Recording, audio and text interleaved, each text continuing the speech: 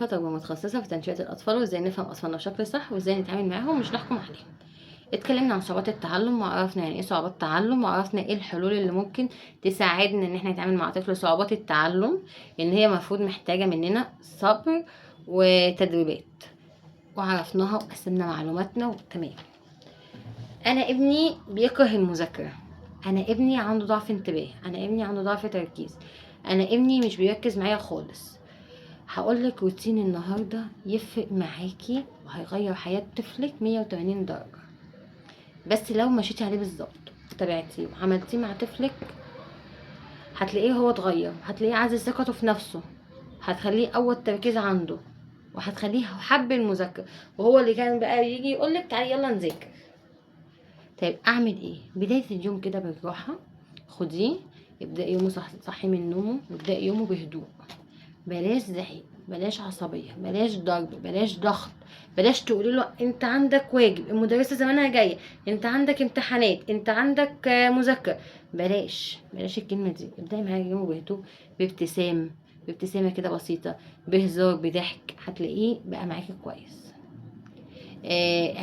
تقولوا تعالى يلا نحضر الفطار مع بعض، امي خليه يحضر معاكي الفطار مثلا وافطروا، وابداي قولي له انت شاطر، انت قوي، انت هتبدا، وانت هتقدر، وانت ممتاز.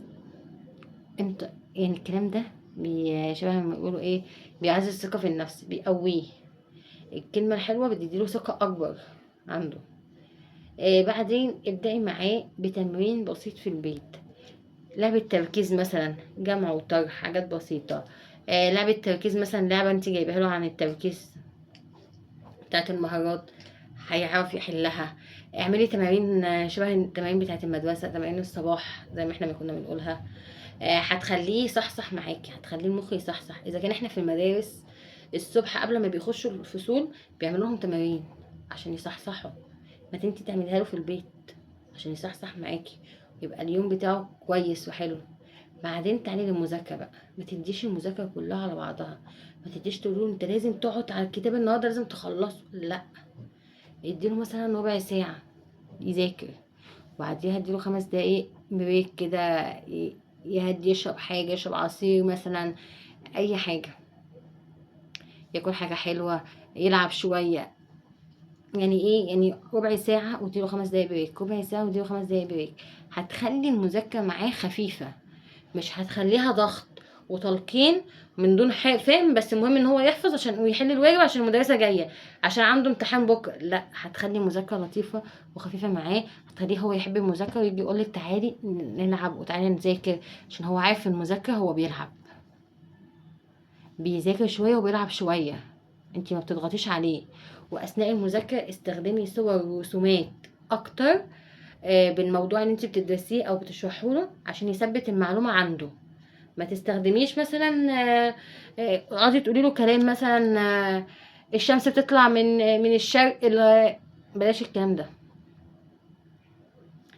استخدمي له صور ورسومات عشان يوضح المعلومه عنده احسن. تمام. قبل اي حاجه بقى، مهم جدا جدا جدا جدا، وحطي تحتها 100 خط، كافئيه حتى لو على حاجه صغيره. المكافاه عند الطفل بيعتبر شبه ايه؟ شبه مثلا حد جاب لك انت هديه، دي مكافأة عنده، حاجة صغيرة بتكافئيه. انا عملت مجهود كده، انت فاهمة؟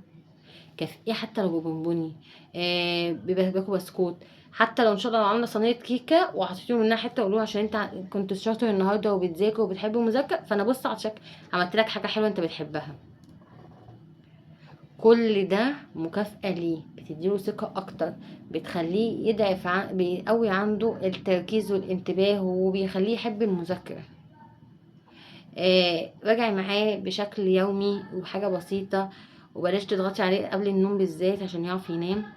اعملي الروتين ده يوميا وشوفي الفرق مع طفلك، واكتبي لي في الكومنت تحت. ولو عجبك المحتوى تابعي القناه، وما تنسوش تعملوا لايك وشير وسبسكرايب للقناه عشان يوصلك كل جديد، وتفعلوا زر الجرس تحت. باي باي.